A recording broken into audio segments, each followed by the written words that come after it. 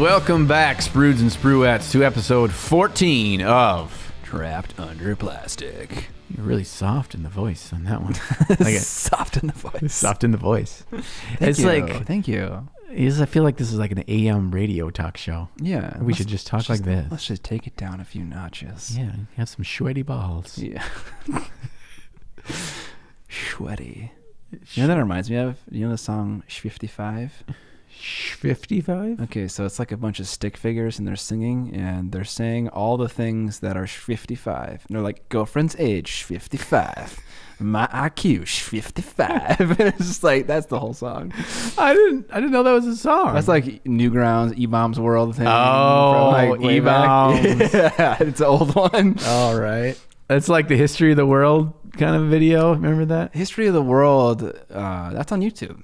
That's a pretty recent thing. That's probably not the thing I'm thinking of. Okay, maybe not. It's like where it has the map and it's like, I don't know if I know what I'm talking about. It is an E-Bombs World thing from like early 2000s, late 90s. Okay, maybe it's not then. Or maybe the same guy who made it just uploaded it on YouTube. That could be. Anyways, either way, we're off topic. Welcome to Trapped Under Plastic, the podcast for random shit, apparently. anything but miniature enthusiasm.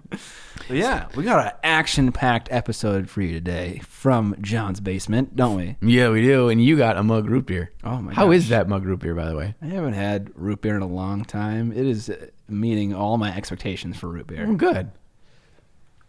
We got a guest today too. We do.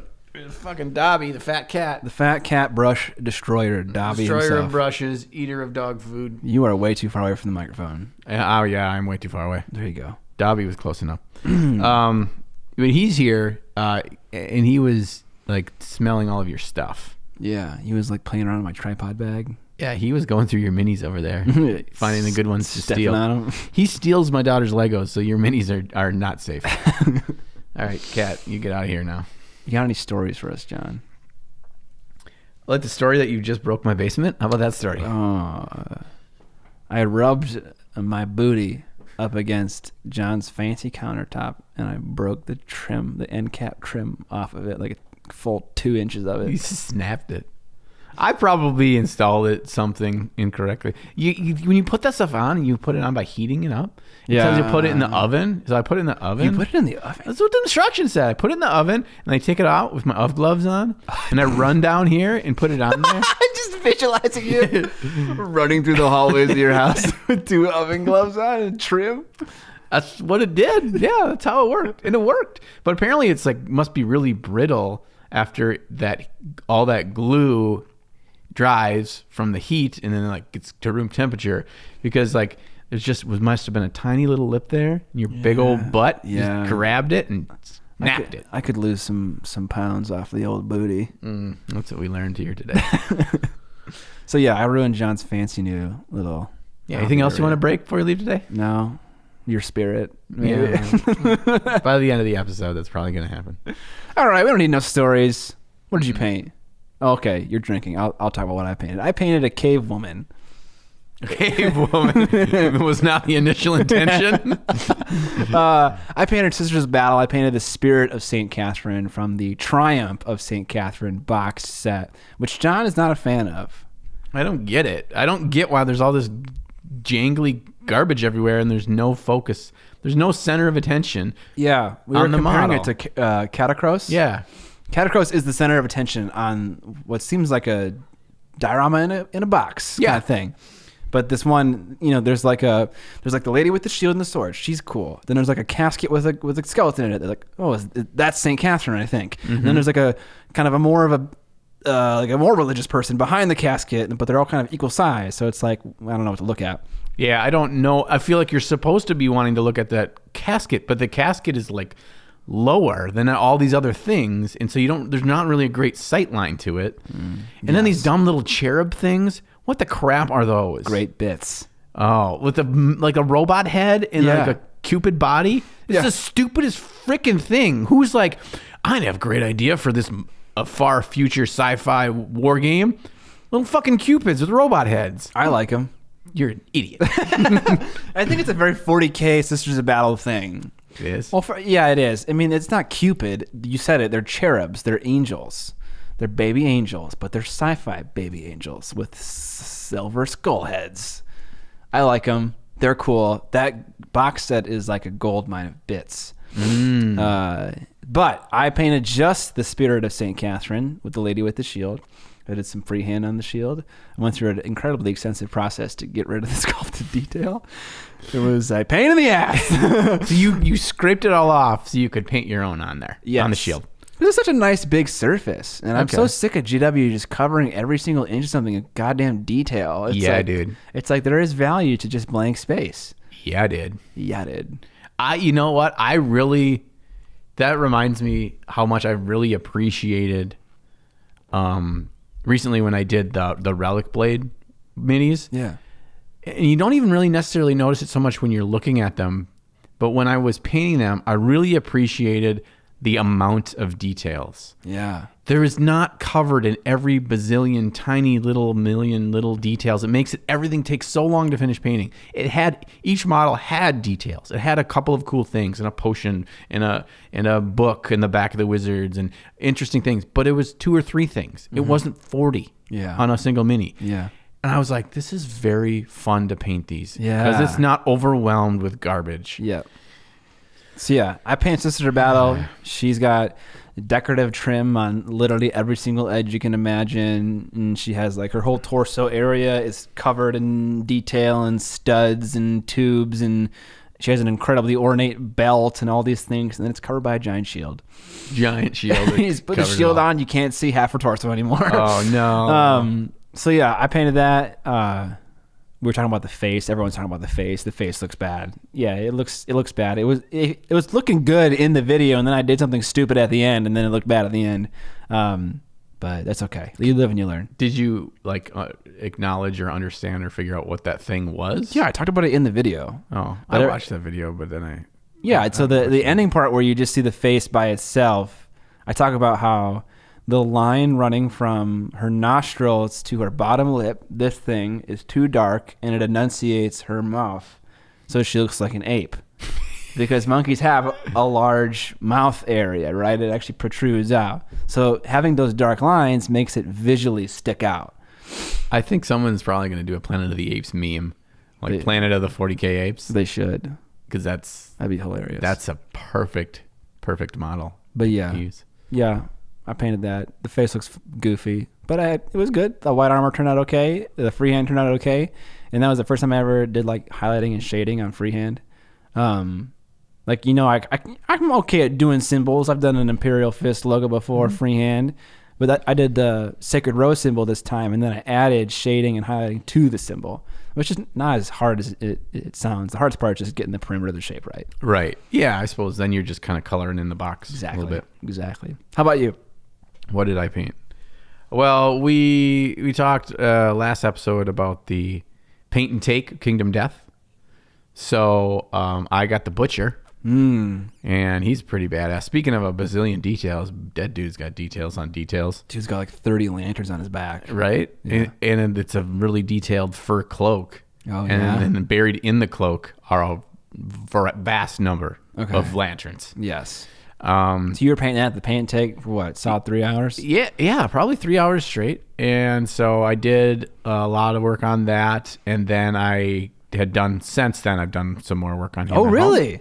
Yeah, so I finished up kind of the armor and the cloak stuff and some more details, but I'm not yet to the point where I'm doing the lanterns. I feel like the whole thing is like, I don't know what it's going to look like until I really get to do the lantern stuff. I haven't decided if I'm going to make them like super bright lanterns or kind of there's a glow in there, but they're not just like over the top. A lot of times you see stuff when people paint with OSL is like it slap you in the face with a salmon OSL. It's like you got to see that there's a light coming from this. Yeah. Do you think this is an application where you could just like spritz each lantern with a little airbrush overspray and call it good? Yeah, I probably could just paint the actual little lantern things white. Yep. And then just orangish yellowish something. Orangish yellowish. Yeah, that's probably a good idea. Some-ish. Up to you. Just saying, some people have done that on the Butcher that I've seen before. That model's been painted a lot by other people because it's one of the nicest ones. And I think it's also, you can still get it, right? You can still buy it if you buy the core game. It comes with the butcher. Yeah, he comes with it. Yeah, okay. So there's certain monsters that come with that. There's the screaming antelope and the white lion and the butcher. I think there's one other dude in there too. Speaking of Kingsman. Speaking of what comes in the box set, John was just giving me a tour of his organization in his little workshop here. And at some point he's got to show you, but he showed me the countertop with the, what do you call these things? Cabinets, yeah. The cabinet that has the majority of his pile of shame in it. And I was like, whoa, there's a lot of GW boxes in here. And then I brought a flashlight in there and there was tons of like beige colored boxes, like brown boxes, like shipping boxes. And I thought it was the back of the wall because it was just like brown, but no, the boxes go deep. They're deep. You got to give people a tour of that sometime because it's a sight to see. It's so many boxes. And those are, for those of you that know Kingdom Death, it's all the Kingdom Death expansion boxes are in there. And the actual core game is sitting over there. You see that big black box there? That's the core game. Yeah. And that's not even all the little individual minis I got. That fucking cat, dude. He's attacking my tripod bag. Yeah. He's going to like chew through our cores here. No, I don't think he chews on stuff. I don't really know. He chews on brushes. Yeah, he chews on brushes. I don't think he chews on cords. He's like, if he chews through my computer cord, I'm going to kill him. Yeah, I got a lot of boxes. You got We're going to talk about that later in this episode. You could sell that stuff and make a substantial payment on your house mortgage. I know. But Don't tell your wife. Yeah. I'm not gonna tell her how much all those things cost. All right. What are we talking about today? So our topic for the day is our hobby failures. Yeah. I like that you said our hobby flavors. Flavors. Yeah. You know, the taste of paint. I'm a kind of green apple hobby flavor kind of guy. I'm kind of airbrush flavor. You know, it's kind of like the sweeter of the paints. Oh, the air range? Yeah. Oh, any air range. Like, well, okay, I don't know any air range, but Vallejo Air is significantly sweeter than any other paint I've tasted. Wow. Try it out. We had barbecue for lunch, and I think we're in a little bit of like a meat coma. Yeah. Yeah. It's a lucid coma. There's a cat attacking your leg right Fueled now. by it. It's okay. So, hobby failures. Yeah. How did we screw up? What led us down this terrible path of failure? Yeah. And how can we learn from it? It's a great... Does this question come from a patron? I don't know. Okay. It might. I think might so. Not. I mean, look. But yeah, so the question was painting mistakes. Like, what are your biggest painting mistakes? But then we kind of interpreted it a little bit more broadly as hobby mistakes because there are some probably bigger, more impactful mistakes that we've made as hobbyists that we'd like other people not to commit. So we want to talk about all of that. Yeah. It officially worded it as our miniature failures, which is a great way to phrase it. Yeah, so not big failures, but just miniature ones. They're just tiny failures. All right, I'll kick us off here. Yeah, go for it. I think one of my biggest failures was selling the old models that I painted as a child. I see. I don't know. I've been doing it since I was 10 years old, fairly consistently. I had a little bit on and off during college. But high school and into grade school and now as a young adult, I've been doing it for a while and I don't have a lot to show for it. And I realized this when I made a video about my entire painted collection. And it's like 7 models. It wasn't 7 models, but it was like, this is not a lot for how long I've been doing this. And part of the reason is because I gave away like entire armies of, he's going to pull that cable out, entire armies that I painted, like Middenheim armies, Vampire Count armies, my Space Orcs and my Necrons. And I painted a lot of armies when I was a young wargamer. You keep talking. Yeah. And I gave them all away. And so it's just like, I don't have anything to show for my youth as a painter. And that's just kind of sad. And there are people like Ben Cantor who wouldn't be too beat up about that. The kind of guy who paints a display quality freaking mini and then throws it in simple green.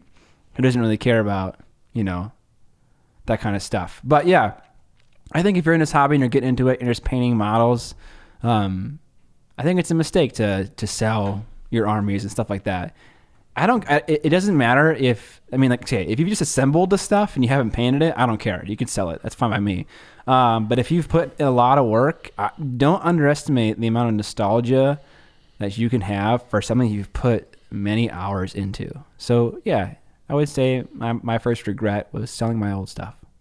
And if you're anything like us, you probably have plenty of models that don't have paint on them. So you can sell those. Yeah, sell those. They keep making new ones, man. It never freaking ends. Yeah. We were talking about that over lunch of like, is there like a tipping point where GW is just putting out too much? Yeah. Like their rate of pumping out minis is just... whatever that means. That means fast.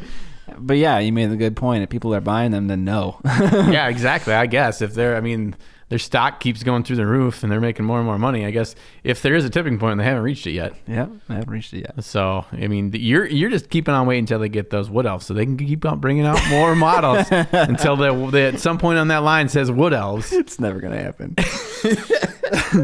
That's my first failure, John. What's yours? My first failure. Oh, boy.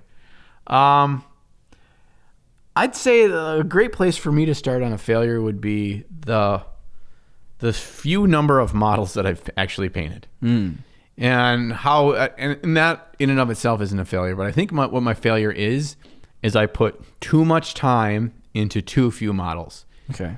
If I would be better served to put whatever that amount of time is into more models. And so if it's 10 hours in a week, then it should be, X models, not one kind of thing. And I'm in a similar spot where it's like, there's not a lot of stuff that I have painted because everything I spent so much time on. And I think that there is some value in really taking your time and really trying to learn a technique or really trying to make a certain, surface of the model really look the way you want it. But I don't know, man. It ends up feeling like I don't paint as much as I probably could or should because I just get so deep into a model before I'm saying I'm done with it. Yeah. And so that's it. I think I spend forever how many hours I'm spending painting, it should be spent on more models and not more time on a single model. So yeah. and it's not about being a slow painter either, because I'm a slow painter. I know this is why when the next round of drunken mini painting comes up, that I know that I am the underdog because you paint faster than me. It's because of YouTube, man. YouTube makes you paint fast because you have a timeline that you need to get stuff out on Friday. Yeah, you can't labor on these things that don't show up in camera. It's no point. Honestly, sometimes it makes sense just to paint. Like, I've never done this before, but I've thought about it. Just paint the front of the model and don't show the back. Isn't there like the old wives' tale that like they did that back for the GW White Dwarf stuff? That really? they never painted the backs of things because it was just the picture that they took of the scene, right? Or whatever. Yeah, for the box art.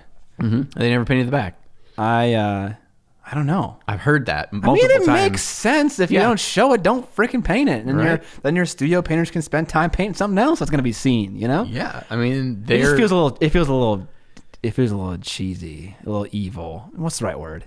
Feels like you're nefarious, cheating, nefarious, something like that. Yeah.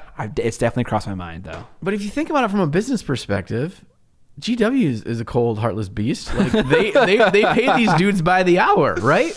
Yeah. Right. So that's X number of more hours that they have to pay these dudes for something that there's never gonna be a picture of. Yeah, but now that there's detail over the freaking model, and you got those sick 360 photos on the site. Yeah, you can't do it anymore. No. Although maybe just like the underneath. Like the you crotch. You can't flip it up to like look directly eye crotch level. Like a whole underneath isn't painted. Who would want to do that? I don't know. Do you want to just peek up the dress of the models, John? Well, apparently people don't look at the undersides at GW. If you ever remember the recent box of the Night Haunt versus the Stormcast, there was a Stormcast hero in there, the one that was riding the Griffin. Dude, look at that bottom side of that model. It's a big flat triangle. There's no like chest of the Griffin or whatever. Really? It's like the design team like didn't look at it in 3 dimensions. It's really bad. It's so ugly. I did not. I'll try to find that, show it to you. That's hilarious. So maybe they did paint the same way. I don't know. Yeah.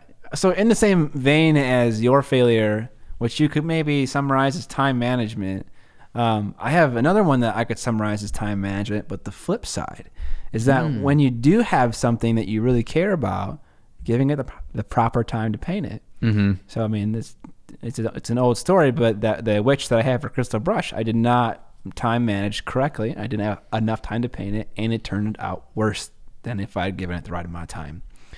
So when you have a deadline for something, and you know you want it to look nice, whether it's a tournament and you're competing for like best painted army or something like that, you have this great way of like scheduling out painting stuff.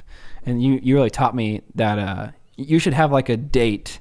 By this point, I'm going to have this % done or this part of the model done. And then you should try to stick to that timeline and then adjust as you see maybe you're failing and not sticking to it so that you know what you need to finish by what point so you're not surprised by anything. Yeah. So yeah, that's a great thing too. When you have a big project, parse it out in pieces so that you can know what needs to be done by what point. Yeah, because if all you sprues and spruettes out there are anything like me, you're a procrastinator in most aspects of life. And if I do not hold myself to that, if I don't make myself have that kind of structure, I will just procrastinate. And then the only person I'm beholden to actually submit this mini for the competition is myself. Yeah. So if it comes down to it and I didn't get it done, I mean, I'm just going to be like, oh, I guess I didn't get it done. I'm not going to enter something. So I got to stay on top of myself. If I don't hold true to my schedule, I'm not going to get it done in time. And I'm going to be sad the whole Adepticon when I don't have a mini in the competition. Yeah, 'cause people are like, oh, did you bring something this year? And you're like, no. Then you just have your canned excuses that you rifle off to anybody that talks to you about why you didn't. You have to keep re-explaining Yes. it. Yeah. Screw that. Yeah, Scott broke my basement and I couldn't paint. My basement was broken. Feels bad. Oh boy. All right, so those last two are both related to time. Yeah, just the flip side. Yeah. And I think that there's something to be learned from both sides of that. Give yourself time to do something, but every model you paint shouldn't follow that same mode. You know what I mean? Like every model you paint doesn't deserve 50 hours. You know what I mean? Absolutely. I mean, there are some people that's what they do though. Like all they do is paint really high level. They're like the 3%. Yeah, that's not us. Nope, not most of us anyway. We're a little hybridy maybe. Hybridy? Yeah. I just bumped the table. Woo! That wasn't me. Yeah. An inanimate object. You're a fucking inanimate object. I don't know what that's from. In Bruges. In Bruges? In Bruges. Is that some kind of a hipster TV show or something? No, it's a movie with Ralph Fiennes and Colin Firth, and basically, or is it Colin Farrell? Colin Farrell. He's a new hitman, and he kills a child, and that's a mistake, and so they send him away somewhere. But yeah, they find him. Ralph Fiennes is his boss, and he yells at his wife. And Ralph Fiennes is like yelling at his phone, and his wife's like, "It's an inanimate object," and he's like, "You're a fucking inanimate object," and then he apologizes. Ooh, bam, got you, good burn. Yeah, sorry, honey. In Bruges, though, you should watch it. It's a really good movie. It's a good movie. It's very good. Yeah. Okay. Colin Farrell, that's the Irish, yep, like action kind of guy. Yep. Okay. Yeah, he's in a few things. He's good. He's good. He's a good actor. He's pretty good. He's all right. Pretty good. He's pretty good. All right. How about mistakes? Okay. Another mistake. Got a big one. I got a big one here. Yeah. It's called commission painting. Starts with a C and ends in omission. Yeah. You should omit yourself from ever doing it. Zing. Don't do commission painting. Some people are really good at managing it. I would say the majority aren't. No. And I'm not one of them. I'm not good. I just showed you a commission that I did of 11 minis that, I mean, first of all, I'm not good at making money that my time deserves. Right. Yeah. Like what I end up like feeling like, oh, I shouldn't ask for more than that. That's a lot of money. But then I'm like, crap, how many hours am I spending? Like, am I devaluing myself and my worth? More likely than not, yeah. But really what that final number is going to look like, if we're calling a spade, people aren't going to spend that much, are they? I don't know. Some people do. Maybe they should. So my thing about commission painting is that, I mean, it's the positive side is like I got money and I use that money to put back into the hobby, right? Yeah. But I spend so much time of my painting things I don't care that much about, that are not really cool models that excite me, that not pushing myself to become a better painter on, or I'm not even particularly enjoying because I don't really like the models. They're not mine. They're not the way I want it painted. And it's just, like we've talked about before, you only got so many models in your life that you're going to paint. Yep.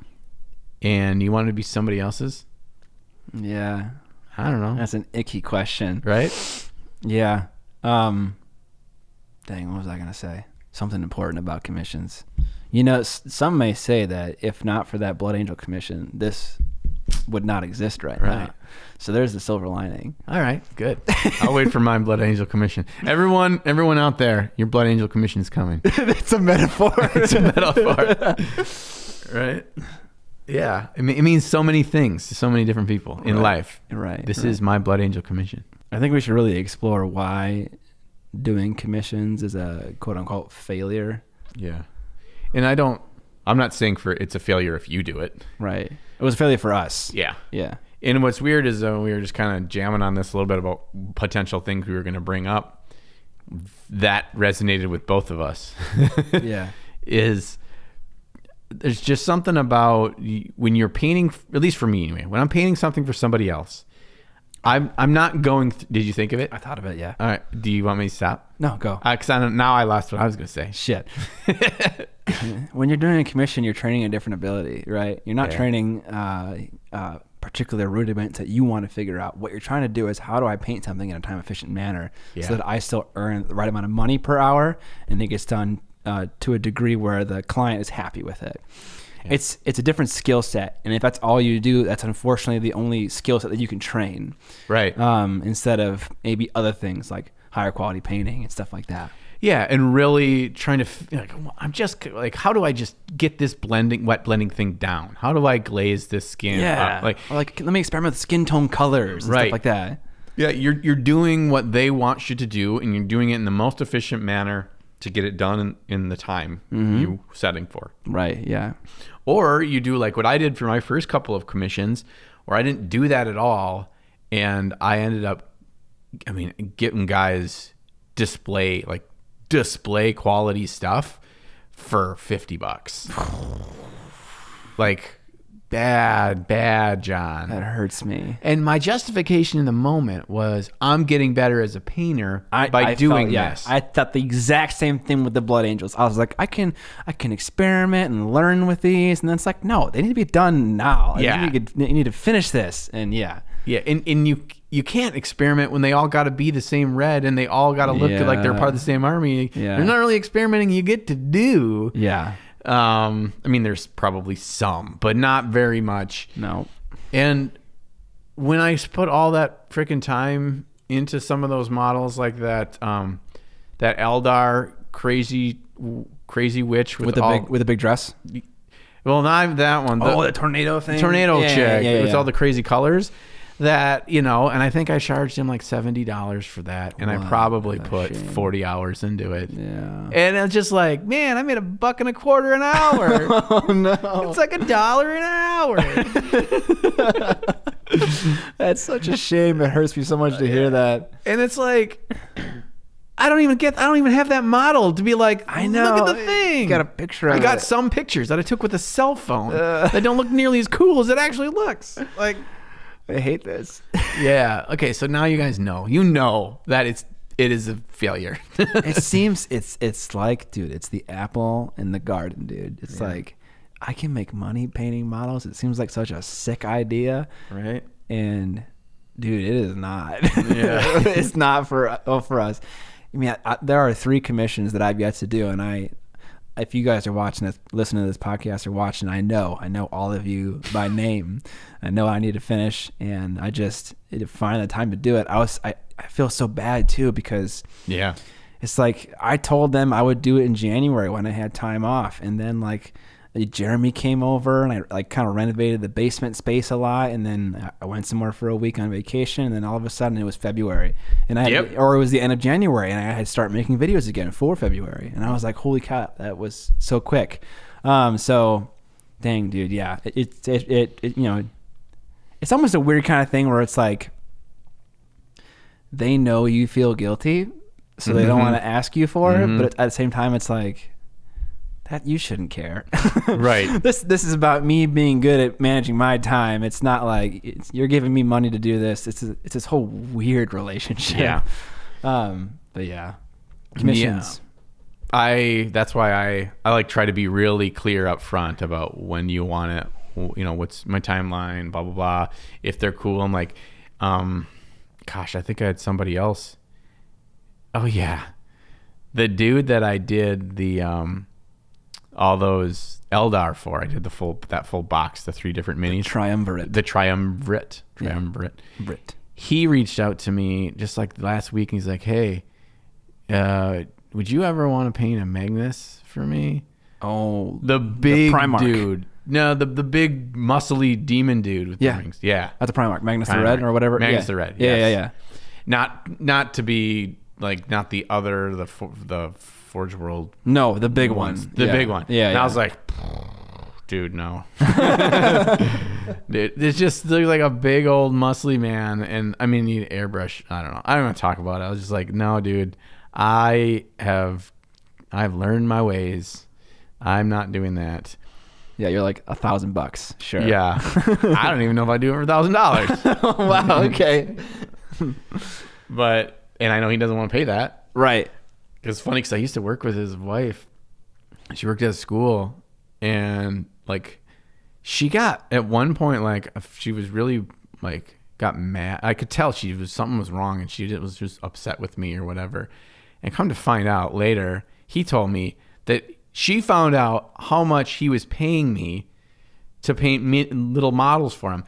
And like I said, it wasn't that much. I wasn't making that much money, but she was $1.25. Yeah, she was mad that it was like $150 for those 3 miniatures, and like how was a waste of money. And she was mad at me for like ripping him off or something. I'm like, gosh. Lady, you don't even know. Yeah, dude, that is.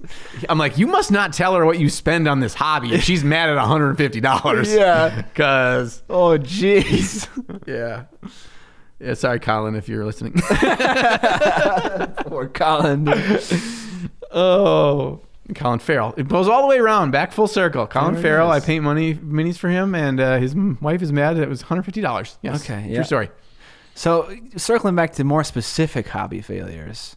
Real specific. Yeah. So not like big general ones, but like, you know, people, I think the real heart of the question is like when you were painting a model, when did you realize that you were making a mistake? And I started to look through my Instagram feed, kind of looking at each individual model.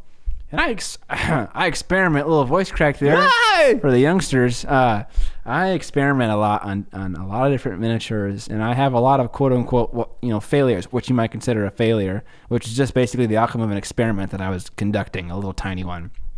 So it's hard to say, looking at any individual model and being like, okay, that was a failure. I can remember a specific one. I painted a Raven Guard Space Marine as a commission. And it was the one, what are the ones called where they have like Death Watch, they have a silver arm. Mm-hmm. I painted a Raven Guard Death Watch Marine. He had these cool lightning claws. I did a cool Animim arm. It turned out great. The rest of the model is black. And I painted the black like it was shiny black. But I didn't push the contrast that one final bit. So in the final pictures, the armor looks super flat. But it took me so long to put in all of these like vertically running highlights, like up and down his big cylinder legs and arms, and you barely can see it in the final photo, and it's such a shame. So just like really just I don't know, pushing contrast just a little bit further so it reads when you see the rest of the model. That was a pretty big failure because that was like a 30-hour paint job that looks doesn't look that great. At least the black armor doesn't look that great. So that was kind of a shame. How about you? Specific hobby failures? Specific ones. Well, to quickly note on yours, I think that honestly, when we're looking at critiquing your own work or critiquing, a lot of folks, if they ask, what do you think of this, or this is a whip, whatever, what should I work on? I think your talk of pushing contrast, you need one or two more levels of highlights. You need to go deeper down here. You need to enrich the color for more. Like that's usually like 80% of the time. That's the answer. Yeah. And so when I look back at where I've come and where my models have not been as good, or it's tough. It's tough too, because I don't really look at my models as like failures, because usually it's like, I don't either. Even aspects of it. Like I know some of my NMM stuff is like, especially stuff I did early on, like it's just not right. It's not. It doesn't read to the eye exactly right. I could see what I was trying to do, and a lot of that is kind of copycatty, where it's like you want to copy how someone else's thing looked good, but you don't really understand the science behind this specific surface, this specific shape, and that kind of thing. Yeah. So there's that. Okay. A specific thing I screwed up on was my crystal brush piece from 2 years ago when I converted this Death Guard Marine, and I knew that I screwed it up, but I thought nobody else would really notice. I reposed his arms because he's holding up this big two-handed flail, right? And I had this vision in my head of how I was going to pose this, and I did it. And it looked cool until I realized that the way I had his hands posed, it put his arm in the big flail shaft right in front of his freaking face. Oh. You couldn't see the Mini's face. And he has this cool, like, red glowing thing in his helmet, and you can't see it in the crystal brush photos. It was just like blocked. It's like, don't look at me, I'm hideous. and all I had to do was like snap the arms up and go boop down a quarter of an inch. Or like more over his head. Right. Or, Either way. And the weird thing is like, I knew it wasn't exactly what I wanted, but when you're painting a model, you don't paint it from the one angle, right? Mm-hmm. You paint it, you're moving it all over, you're painting it from up down, you're getting the right angle so you can get your brush in, whatever. Right. So it wasn't super apparent. Right. And also, I actually painted that model in sub-assemblies. I had his arms with the flail separate from the body. Okay, yeah. So this is a hard thing to know. It was painted in a way, and then so then I had to put it together, right? So you had to align it just right, just at kind of the right spot, so there wasn't these weird gaps where the arms met the body. Sure. And the model's all painted at this point in Adepticon's in like 2 days, so I'm a little bit like, don't screw this up. A little frazzled. All right, so I put the super glue dots on each of the inside of his armpitties, like boop boop, and then it's all one piece though, so I had to slide it in through his chest and not goober super glue on this thing. I get it in there, I put it up, I'm like, okay, it seems firm, it looks right, like it looks like I don't see gaps, no, that I can't see through, it looks unfinished. I'm like, great, it looks good. Let it cure. And then I come back at like the next day and I look at his arms right in his eye. You can't see his face. Shit. And so I go to the judges at the end of the competition, and I asked them, Francisco Farabi. I went to him and I'm like, hey, I brought the Mini up, and I was like, I just wanted to hear what your feedback was. What did you think? Blah, blah, blah. And he's like, you can't see his face. And I'm like, fucking right.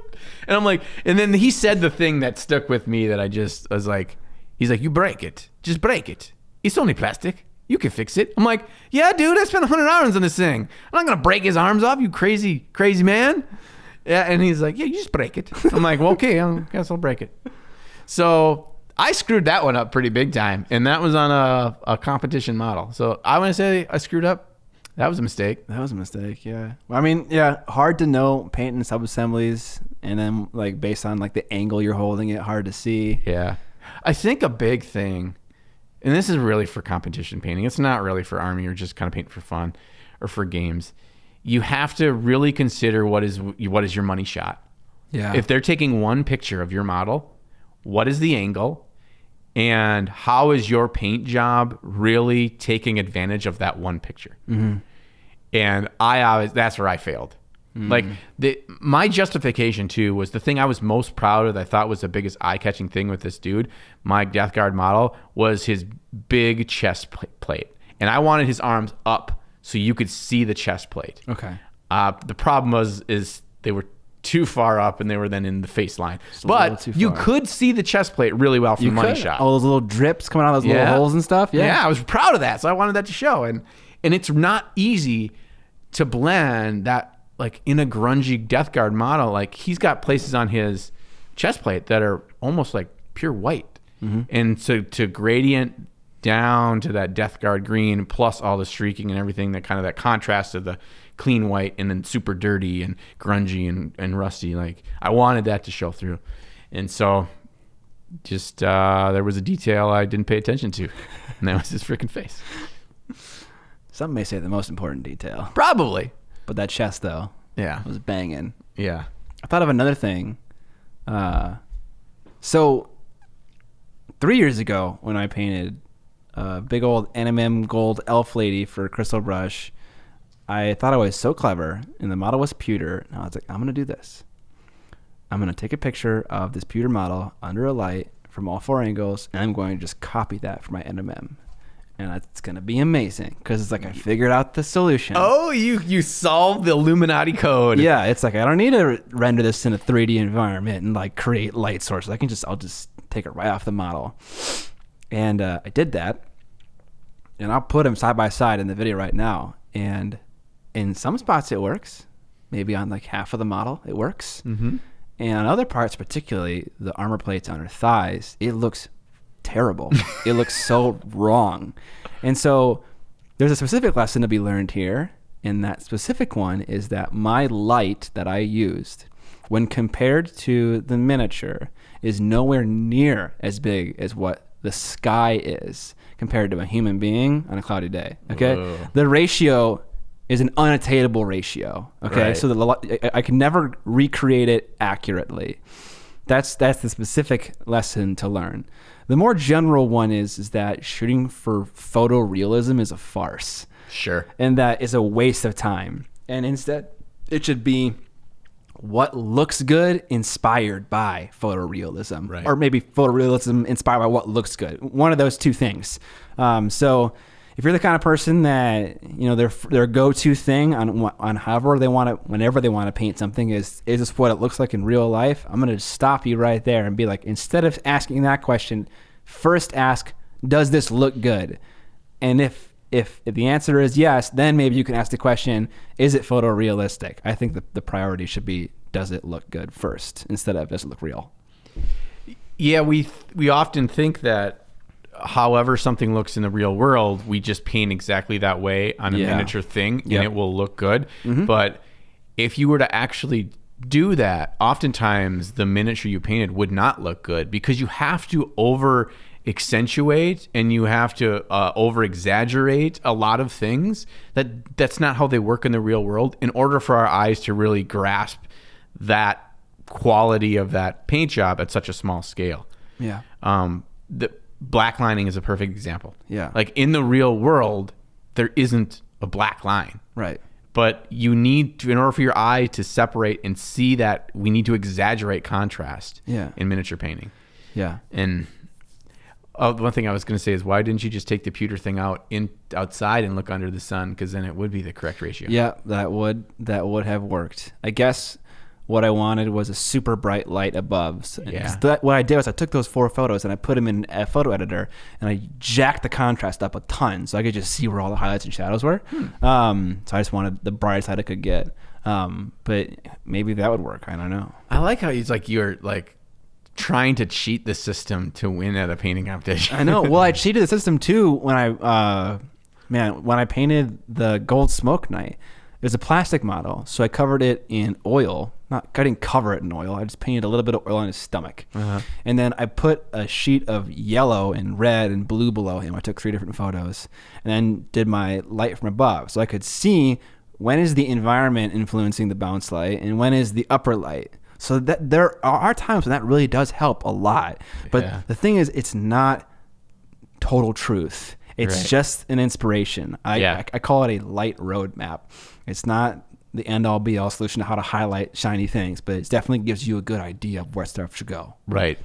To me, I think the biggest thing that would give me is some confidence. Yeah. Yeah. Yep. I know that this is generally about where I want to, about, a centimeter up from his belt. Yep. We'll start that, and then it kind of is a smiley face Exactly. shape, and like, you know what I mean? Like that's, but then you still got to take your eye and examine and be like, should I boost this more? Is this too bright? Should it wrap around more? Yeah, because we were talking about this. It is literally impossible to mathematically understand every single highlight and shadow on any given metallic object, because it's an equation that involves figuring out every single light source in a scene. And that's not just the sky. That's the ground reflecting. That's a particular lady walking by with a red dress and light bouncing off of that. That's a car headlight. There's so many light sources. This table right here is a bounce light for under our face. There's just so much going on when it comes to light. It's so complicated that it's not good. It's not a good use of your time trying to figure it out. It just doesn't look good. I'm with you. All right, I think that's a good screw up. I'm finding more like specific examples when I'm thinking about things that I spent more time in, because it's easier for me to look at it as a screw up. Something that I spent more time in. Yeah. That's actually interesting. Have you ever had a miniature where you're like, I didn't spend enough time on this? Oh, I have. Okay, never mind. I was like, oh, that's an interesting thing. It's not true. Never mind. Go on. I was like, well, wasn't your crystal brush piece last year? Wouldn't you saying that you did not spend enough time on that witch? Like about 30 minutes ago? Yeah. Yeah. Okay. Yeah. That was just you today. Okay. All right. So my next one is related to my Resin Beast piece from last year. Oh, the one thing I screwed up with that, and Ben Comets told me that. He said, your base is too big. Oh, okay. I thought you were going to say the base trim wasn't satin. Oh, yeah. There's that too. There's that too. Everything's related to my base. He's like, I can tell your story here. Like, I like your story. It's interesting. My eye moves around the piece. But you didn't need to take up that much real estate to tell that same story. And in fact, it kind of deflects. Why is there all this extra ground here? Why is this, there's no other additions to the scene you're setting. And so, I wish I would have known that, because the bigger your base is, the more time it takes to build it and to paint it and everything. And fill it with details and environment. Yeah. I got like cracked gravestones that are falling over, and like you can see the exposed little bones of the person that was buried underneath. And actually, really cool. Where the earth is torn up, you can see bits of roots that's from stuff that's growing above the ground. The roots are coming out from underneath where the ground's pulled up. Where are these photos? The mini's up in that room if you want to look at them. The people need to see this. These wonderful little Easter eggs. Oh, yeah, I probably should. See, once I got my camera and I bought the tarp thingy, I was going to use that table over there. Do it, dude. And pull it up, and I will get some close-ups of some of the cool little Easter eggs. Because there's a bunch that I put into that base, which I kind of felt like I needed to, because the guy made the damn base the size of a dinner plate. And you definitely should. It's great. So, yeah. So I learned my lesson. You need to edit yourself. I think editing, I often find that like, I just feel like bigger is better, and push it more and spend more time and do more. More hours means more better. Well, there are plenty of really smart artists out there that purposefully edit themselves so they're not spending all that extra, that excess, the gluttony. Yeah. There's this phrase in like the film industry with writers called "kill your babies." Have you ever heard this before? No. Basically, you write a screenplay and you let someone edit it, and they're like, you don't need to include this part when this girl does this seemingly meaningless thing. And the writer's like, no, that's really important. I actually need that. It conveys X, Y, and Z. It's like, actually, get over yourself. It makes the movie last 20 minutes longer, and it's stupid. And so part of it is, they also call it killing your darlings. But it's just like letting go of things that you perceive as important but aren't adding to your final product, which is the story in that case. In our case, the miniature. Sure. So a big base, not necessary. Could have conveyed the same story with a small one, and it would take me less time, etc. Yeah. Kill your darlings. Yeah. All right. I got to kill more darlings. Got it. But yeah, we need some photos of that. All right. I'll get on that. And the other thing is, like, that was the first time I really did a really big model like that. Yeah. I don't know how big a base is supposed to be with the big model. Yeah. Not like a GW model where they actually give you a base that's like, this is how it's supposed to be. And then a Golden Demon, it's like, They don't even really tell you either. They say appropriately sized. Yeah. And I don't know what that is. I'm going to stretch it. I'm going to stretch it to be bigger. I asked Darren, I was like, what size is the base? He's like, don't take the piss. And I was like, I can't measure that. I don't know what that means. When do I begin to take the piss? Right. Who is pissing and why would I want to take it? I don't want your piss. Right? You want me to show up with a urine sample? I don't get this. I don't get, I'm clean, dude. I don't know why what does this have to do with my base size, man? But yeah. Fucking British sayings. I don't even know what language that is. I think the implication obviously is just don't put a single miniature on a 300 millimeter diameter circle base. Yeah, like if you have to ask yourself, "Ooh, is this too big?" That's taking the piss. I think. Yeah, I think so. British people, help us out in the comment section below. How big is too big? How big is how does being too big relate to taking a piss? All right, that was a lot of good lessons learned, both big, kind of more metaphorical ones, and also smaller, more specific hobby-oriented ones. Do you have any more you wanted to say? I feel like what people want us to say is like, I was doing this technique wrong. Yeah. And here's the right way to do it. And well, there's some of that. I mean, like the putting the thing in front of the face. Can I call that a technique? That is more of a technical thing. Yeah. But in terms of actual putting paint to model, screwing up a technique and learning the right way, and now I'm awesome because of this. Like, I'm gonna be frank, dudes and duettes and sprudes and spruettes. You forgot what we call people. Yeah, I can't think and talk at the same time. Okay. And digest all that smoked meat. There's a lot going on right now. Yeah, John. that's a lot of multitasking. There is no golden bullet. Silver bullet, golden gun. I'm just confused. What kind of precious metals? I don't know. There is no silver bullet. There's no like, oh, guys, I learned this thing. Because that's what, maybe people don't want that. Maybe I'm just paranoid. That's what people really think they want. But there is Some people might, yeah. We don't have that answer for you. If I would look at my model and be like, I screwed this up, why didn't I fix it then? Right? Maybe if I look back at my old models and I can say, oh, I screwed that up. But you know what? That's just because that was 2 years ago I painted that. And I'm not that far in my journey yet, and I got better. That's not a screw up. Yeah. That's just an example of the level of work I was doing at the time. Yeah. A lot of the work that I do now is just, I'm not painting as well as I can because it's not worth it for me to paint as well as I can. Like someone commented on my Sister of Battle video, and they were like, the reason you don't win is because of your color schemes. That was the whole comment. And I was like, I'm not trying to win with the Sisters of Battle model that is in a 12-minute video. I just pictured that GIF where it's like the whole GIF where the guy's like falling back going, yeah. You got served, dude. Yeah, color schemes, bro. I got served, but it was just like, yeah, I'm not putting, well, I say my whole ball sack, my whole nut sack into every single model. And frankly, any model you see on YouTube is not, getting the full effort. So can you call that a mistake if it's intentional? No. So it's hard to know when there are mistakes. That Sister of Battle face, though, that was a mistake. Oy. Yeah.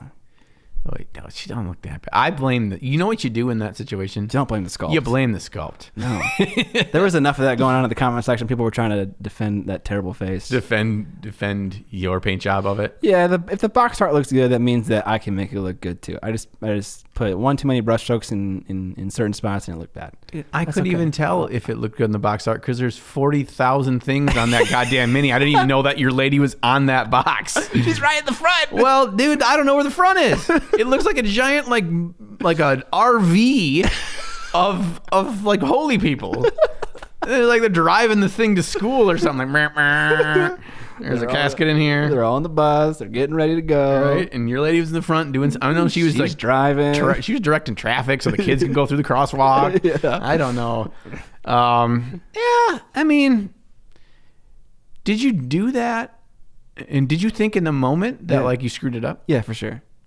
And you didn't fix it? Nope. Oh man, you're good. I would have fixed it and been like, I never screwed that up. It was awesome the whole time. Yeah, I think part of it was just like, it's Thursday. This video needs to be done tomorrow. I can't keep painting this face. Right. And then other part is like, I could show people what a mistake looks like and what not to do. And so I just opted for that. I was like, I made a mistake, and I didn't necessarily fix it. But if you're looking for mistakes in your work and you're questioning why your female faces look like cave women, this might be why. So it's like you did what I did. There's I was just kind of like, oh, maybe there's some educational value here. I don't know. I like the spin you put on to just. Yeah, it's a spin. Yeah, it's a spin. That's okay. That's okay. It shows you're a real boy. You're a real boy, and that you make mistakes too. Yeah, definitely do. Yeah. For sure. Okay. All right. I have lots to learn still. You too. You're not supposed to kick me while I'm down. Oh, okay. You don't have anything to learn. You know everything, Scott. Oh, thank you, John. Yeah. All right. That'll do for the topic today. We got any newsy news? I don't think we have any newsy news. Nothing exciting is happening. We got Adepticon coming up. Yeah. I mean, this isn't like news like 5 guys. weeks. Yeah, no. Well, when this episode airs, dude, it's going to be like a week. Oh, yeah, All right. 2 weeks. Okay, that gave you an idea of how soon we film these things. No, we're not that far behind because we've got a new episode coming out tomorrow or next week. Don't fucking say that. No, tomorrow. You're A week from freaking me today. out. A week from today. So, anyway, we'll be under a month. Yep. And that's scary. Yep. And in news, we have to figure out if we're going to do Golden Demon entries. Yes. Yes is the answer? Yes. Okay. Well, I mean, I don't have a child that I need to tend to. I don't have a full-time job like you do, in addition to what I do on YouTube. So, But I don't have a video to put out every Friday. I'll just phone it in for 3 weeks straight and paint my model. Oh, yeah. You could just do a video every week on the model and hate yourself for doing that. Yeah, that worked out well last time, didn't it? But it wasn't a GW model, dude. What difference does this make? I don't know. I'm just trying to help you. I'm trying to help you out here, man. No, definitely not going to do that. I'll film like a highlight reel. And Okay. That's it. We got to do drunken mini painting for one of them. Oh, yeah. Do that. That's easy. There we go. That's what you film that one day, edit that one day. Yeah. You hung over one day. Boom. Boom. Yeah. Well, yeah, you got to count it like a day of lost time the next day because we're not going to be productive at all. Well, yeah. But At least for not like the first half of the day. yeah, first half of the day. For sure. And then we'll just eat tendies. Try to keep our eyes open. That's the recovery method. Eating Yes. tendies. Eating tendies in the Cane's booth and just trying not to fall asleep. Yeah. Hoods up. Yeah, maybe that honey dill sauce from Canada will be like the secret Dude, yeah. hangover cure. The Manitoba secret is honey dill sauce. Okay. We'll give it a shot. All right, we'll try it. So okay, there you go. There's one video that you don't have to worry about. Easy. We can make it work. I gotta finish my dragon by the end of February. I gotta do it, and that's gonna be the way I can get a Golden Demon entry in. Is I have to Paint like a single figure on a not complicated base. Yeah, but I need the dragon done first, Absolutely. and then I can do. I got that one thing I showed you in the drawer there. I can do that. I also kind of want to do that new big Cyclops dude. Fucking cool as hell. Yeah. Because that alternate head, and he's like carrying. You see he's got alternate arms too, and he's chained, right? I mean, he's chained to these big pillars, but he had pulled himself free, and the pillar is still stuck to the end of the chain. He's Cyclops Samson. Yeah, exactly. Yeah. So I could just paint it like that, like it's a story. Yeah, dude. Give him short hair. Yeah. So Make him. Yeah. There you go. He's Samson. okay. Strength from his hair. Damn. All right. Well, damn. There's my Golden Demon. Done. I don't even need to paint it. It's so good. Fucking biblical. Yes. Scotty, we need to talk about some painting classes. Yes, we do. Yeah, this is an advertisement for ourselves. Yes. Because we don't have any actual advertisers. And we're so sellouts. we have paid ourselves to advertise for ourselves. Yes. We had a badass painting class in Minnesota. Badass painting class. Badass painting class. Yes. And this badass painting class is coming to Los Angeles. Los Angeles. Nice and warm. Although it's May in Minnesota, so it's not too cold. But it's nice there in Burbank. Burbank, CA. Yep. So we'll be there the first weekend in May, 2nd and 3rd, in Burbank, California, just north of Los Angeles. And Geeky Teas and Games is the name of the store. So you can come learn all the magical secrets of painting miniatures and talking with us and having fun and eating tendies. Oh, wow. Are we providing tendies? Well, we're going to go out for lunch. Okay. We'll find a tendy joint Yeah, we'll find local tendies. wherever we are. We'll rate them. We'll find tendies. Yeah, we'll rate them 1 to 10. We should have an ongoing tendy rating. We should. It makes me the Barstool Sports. You probably didn't have no idea. No. Barstool Sports. Anyway, he does pizza ratings. Ooh. And he goes to every pizza place and he rates them 1 to 10. And you can't do a whole number. That's a rookie move. It's got to be like 7.1 or whatever. Yeah. Oh, yeah. And it's tracked. He's got the history of every single place in his ratings, and he's only ever given 2 scores that are above a 9. Does he go to New York? Yeah, he's from New York, or he's from Boston. He's a Patriots fan, but yeah, he's from it's almost all East Coast places. Okay. But he goes all over. Okay. Like one time I saw one that he flew out there. A place I think it was in Memphis, won an award for best college pizza place in America. And so he flew out there and one day, flew out in the morning, tried their pizza and got on a plane and flew back. And he gave it like a 6-7. Just take it very serious. Anyway, we could do that, but for tendies. Yes. When we travel places for our class. Yes. Full circle. We need to find, so if you're coming to our class and you're from the local area, like we need your knowledge on what tendies do we try. Right. So this is a reason for you to pay for our class, so you can take us to the good tendy places that you know in your area. That's the real value. Right. Not to learn about painting. No. Just to let us enjoy your cuisine, specifically your chicken cuisine, specifically your deep fried chicken cuisine. Specifically your deep fried boneless chicken cuisine. Yes, specifically your deep fried boneless white chicken cuisine. Right. Specifically your deep fried boneless white dipped in sauce chicken cuisine. I can't beat that. You win. That was pretty good. That was a good bit. Wow, man. That was not rehearsed at all. Yeah, we're doing a class, LA. If you're interested, the link will be in the description below for you to check out and in the show notes if you're listening to the audio version. Ooh, smooth. Got it. Bam. All right, welcome to the end of the podcast. Yeah. We've made it. This is the end, my friends. Yes, that's a song, right? Yeah. Nice. You caught that. Got it. So we are to the end of the road, Mr. Rogers Neighborhood style, zipping up the sweater, flipping the shoe from one hand to the other. Yep, putting the jacket on. And don't worry, friends, it won't be long, and we'll be back again with another episode. Yes. Won't you be my Sprude and Spruette? Okay. Yeah. All right. We can work on that. Okay, We'll find ways to improve that. But so, Scotty, how can they help us out if they enjoy what we do and they want to join our cult? Yes. Give up all their earthly possessions. Join Project Mayhem. Yes. How could they do that? You can check us out on Facebook. We have a Facebook group for Trapped Under Plastic. You can pick up some sick merch linked in the description below. I'm wearing our crew neck sweater right now. John's wearing our broke t-shirt. my sweatshirt. Oh, geez, what happened? We're good. We're good. Okay. We're good. Check. That's one way. Another way is you can help us on Patreon. We have a Patreon where we do extended versions of the podcast. We critique a miniature from a patron. We talk about fun things that we experimented with and learned. And we also talk about fun miniatures that other people have painted that we find and love. So it's about 20 to 30 minutes of extra content. And finally, you can give us ratings on places like Stitcher, like Apple Podcasts, like Google Podcasts about how much you love us. Love it. Or hate us. That's fine, too. Is it? I mean, it's not acceptable, but it's freedom of speech. We prefer the love. But yes, we do value freedom of speech. So if you do hate us, do your worst. Some do. All right. So we'll see you in 2 weeks, won't we? Mm-hmm. Normally, right? Yeah. That was an awkward pause. Like I felt like I was like directing something to you, but I didn't really know what I was directing, so you didn't know what to pick up because I didn't know what I was tossing. You served me up a platter of nothing. Yeah, nothing. Not even honey dill sauce. So 2 weeks from now. Otherwise, we'll catch you on the flippity flop.